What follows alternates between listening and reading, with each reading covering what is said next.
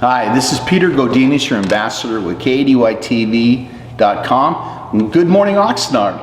Again, I'm always excited about the people I'm getting to know and who I have a chance to interview on the camera. And I want to introduce my audience friends to Rolando Chinea. So again, we had to practice that last name, and I think I got it right. But you know, what's so significant about Rolando is just the fact of his journey, if I could put it that way. His immigration to the United States from Cuba. And so what I'm learning about migration is different borders, different countries. It's just not one subject, it's multidimensional. But I tell you, his story is endearing, and I'm hoping you can keep it together, and I hope I can keep it together. I hope so too. Is that a good agreement? Yeah. All right. We can try it. Well, that's all we can actually do. So, you know, your journey begins in Cuba, but then there's steps in the process. So can you kind of give us an overview of where you journeyed, where you began, how old you were, and what countries you came from? Yes. Again, my name is Rolando Chinea. I'm from Cuba. Okay. I'm a U.S. naturalized citizen. In 1959, my parents request permission to leave the country, Cuba. They did it through, a process that was in place. At that time, we had to request it through both governments, the Cuban government and the U.S. government. Like I said before, in 1959, they requested permission, and it took about almost 8 years for both governments to agree, okay, now you can begin your journey. But in between 59 and 67, basically what happened, I'm going to try to summarize it. Sure, do a good job. My parents were both professionals. My dad, Rolando, like myself, was an engineer, electrical engineer, and he was the head of, it was called the CONACA. The CONACA is something similar to the Southern California Edison in here for the whole island. At that time, it was probably around, I'm going to say early 60. They told him, Rolando, thank you, but that's the door. In other words, they blacklisted him, so he couldn't work. That's a hard thing. Okay. My mother was the doctor, a dentist, and she had a private practice. The second thing that they did to us as a family, they closed her practice, so no more private practice, and she was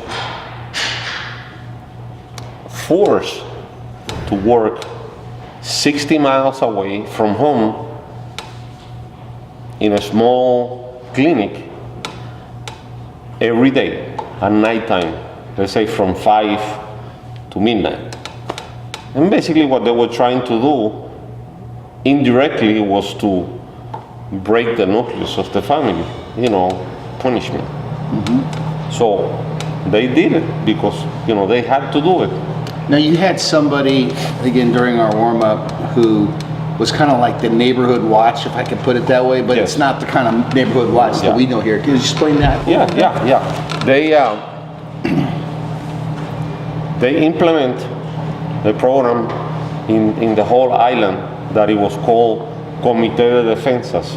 Okay. Like a neighborhood watch. It was a family, it was a house in, let's say, in a block that was in charge of looking over all activities.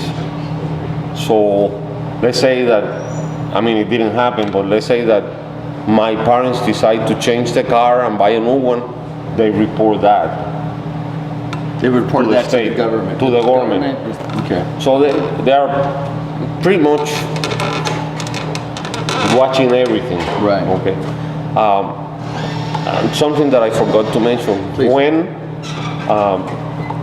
the request was made, the government automatically, even before they grant it, okay, they come into your house, they do an inventory of everything that you have, you know, the cart, the spoons, how many plates, how many glasses, you know, you name it, how many cars,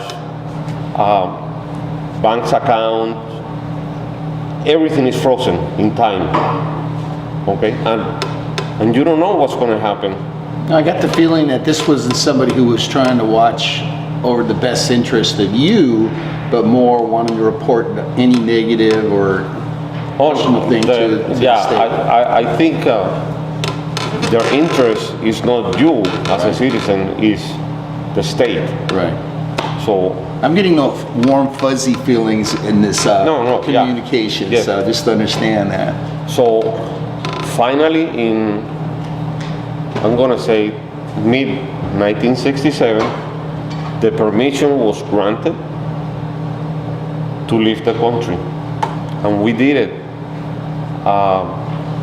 through Spain. Okay. So from Cuba to Spain.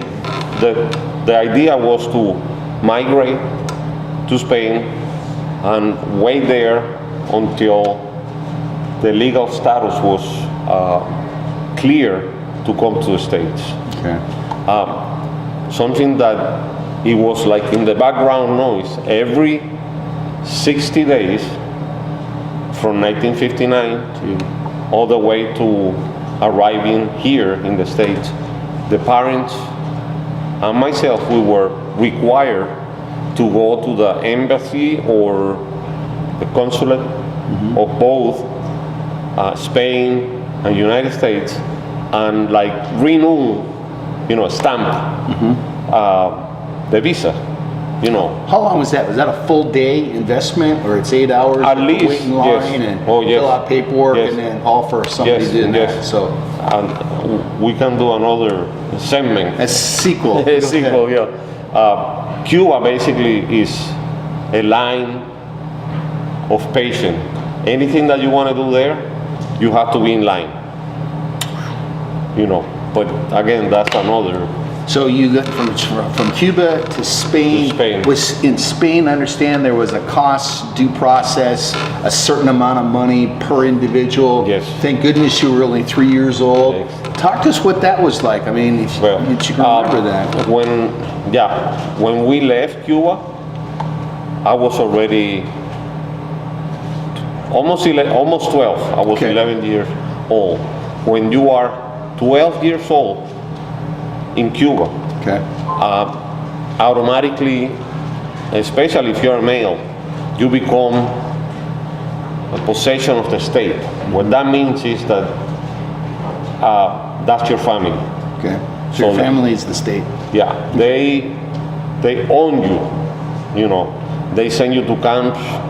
They pretty much screen your life and future in terms of what they need. You know, if I want to be a doctor, but through the screening process, they decide he's a good carpenter, not a doctor. Right. So you don't have a free choice. Right. So that's the number one reason why my parents decide from early on in the revolution in Cuba to leave the country, because they realize this is not a place to be, you know, and Was Spain a little bit easier or more challenging or Spain was a little bit more easier. Spain was basically a holding place. Okay. The main goal was to arrive to the United States. And how long were you in Spain? It's another 6 months 6 months in Spain. in Spain. Okay. When we arrived to Spain, the family, our own family, was already taken care for the duration through basically the other part of the family in Puerto Rico was required to send monthly, you can call it installments, to an account that was supervised by both United States and Spain. So we didn't have to depend on anything from the Spain government. So, you know, no medical needs. I mean, everything was taken care basically by our family already here in the United States. Okay, so you had family here. So you had a sponsor? A sponsor, exactly. Okay.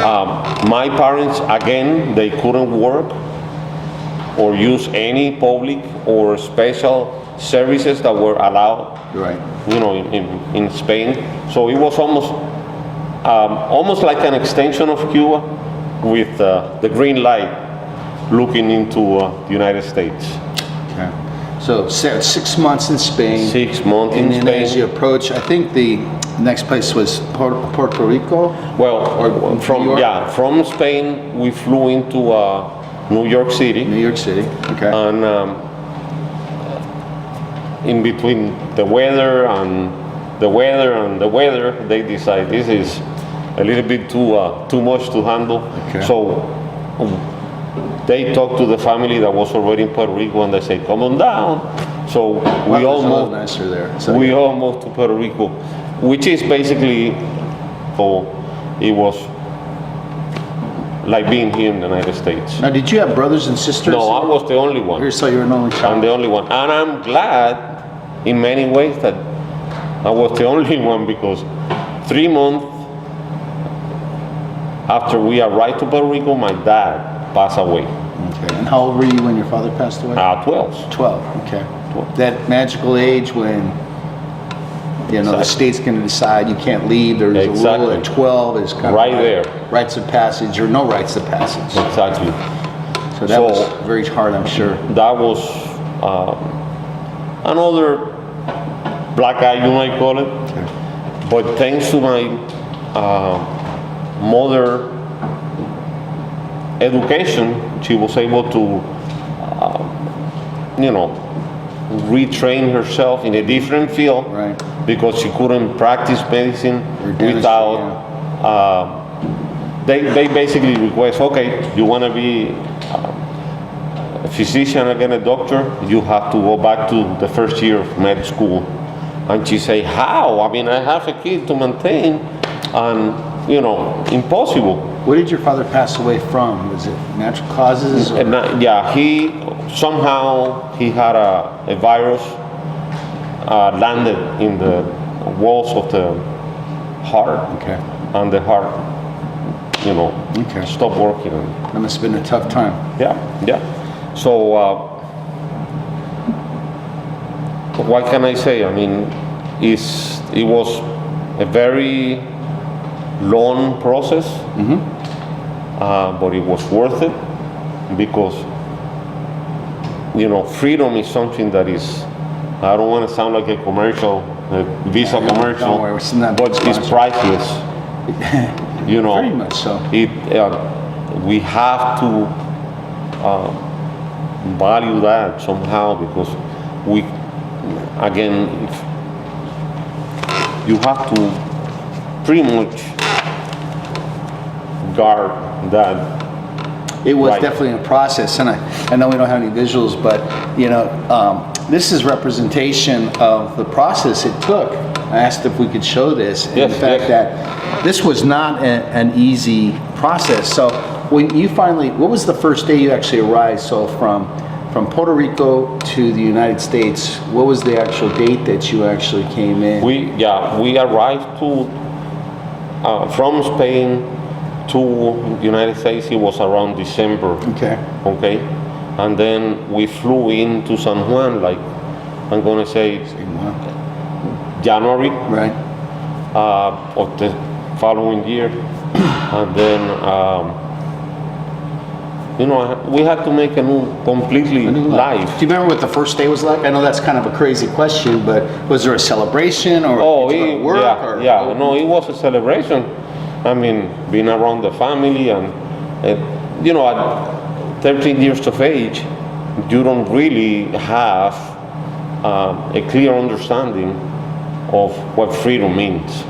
In that sense. But I can tell you this: when we left Cuba 6 months prior to that day, and this is hard to believe, especially if you haven't been involved in this before. My first candy, I had it in the airplane, and this is not a commercial. We flew Iberia, which is the Spanish carrier, and they had candy there. And when they came and they gave me that, I couldn't believe it. I mean, it was like... What was it, a sugar candy, a chocolate candy, you remember? No, it was, I'm still like them, like a candy made out of fruit. You know. Wow. We take that for granted, you know, from that standpoint. And I mean, once you got to the United States, you got busy, if I could use that term. It sounded like you went into high school. Are you older? I went into high school, but I had to go back 1 year because my main language was, and I know you cannot notice this. Not at all. I'm the one with the accent, you know. Spanish. So in Puerto Rico, they have a bilingual system, which is English and Spanish. And I was able to understand everything in English, but you know, my communication using the English language was very limited. So they say, okay, you can go back to, I guess it was 7th grade again, and do you know, everything by the book. So I pretty much... Impressive. I'm gonna say not waste, because you don't waste time, but lost 2 years of school. That its purpose. And you know, as an interviewer, I was going, don't rush slow, because there's this part you want to get to in the interview, going to want to ask, and I don't want to miss anything. But if you kind of fast forward, if I may, you go to more a higher education, you have a chance to meet a very special person. Oh yeah. So talk to me. This is the romance part of it. So we're getting, wow, everything's interesting. Okay, so you go to a university. Talk to us about that. I make lawyer my wife in there, and we have been together since 71. You better get that right, man. Yeah. Okay. So I went to the University of Puerto Rico. I became an engineer 2 years before I finished my college degree. I was interviewed by many companies, one of them the Department of Defense and Navy, or one Navy, and they offered me a job. So I bet you that was really exciting. Oh yeah, and we decided to move to California basically because of the weather, and it was, I think, the best choice that we ever made. I thought your best choice was meeting Gloria and let me Mary. finish. All right, I'm sorry. In terms of moving. Okay, all right. Different aspects to this. Correct. So you actually graduated, you got married, then you got the job at the Department of Navy? Correct. Okay. Correct. And then we moved in here. We had 2 daughters. They're married and they have kids. And you know, the lesson learned is we have to protect our freedom. We have to protect our Constitution. We have to educate people and make people aware that there is only one USA. There is only one U.S. Constitution. And believe me, we have to protect it because it's not perfect. No. You know, but if you compare what we have with Cuba, Russia, China, you name it, there is no comparison. You know, it's to build on what you're saying, Rolando. Immigration is so different from every aspect because you just mentioned a few. China, Cuba was one, Mexico is one. Even the Canadian Canadians have their own version of it. But you know, there are some common denominators that make it the same. Do you want to share some of the common denominators that all the different countries that are making attempts to come here? Yeah. Is there a common denominator? They pretty much have to follow, you know, you go to Canada, you have to follow their laws. If you come here, you have to follow our laws. If you go to China, you better do what I've heard. the law is, because if not, you can pay a big price with it. So, I mean, that's the number one common denominator in my opinion. And again, I'm not talking about going as a tourist. I'm talking about looking for permanent residents and. That's a good point. Permanent residence versus being a visitor. Exactly. Tourist. So anyway, with that, Rolando, I know there's more we could talk about, more visuals, more stories. I mean, just you and Gloria itself is a romantic story into itself. So maybe we should do a mini series on that. But Rolando, thank you so much for sharing your journey. It was very touching. You actually shared this with Mark Lon, I understand, from the county of Ventura. Yes, I did. And he was very touched by it as well, which was one of the motivations for us actually capturing this content. Right. So thank you so much. I My appreciate pleasure. you and Gloria. So this is Peter Godinez, KDYT with Good Morning Oxnard. Until next time. Thank you.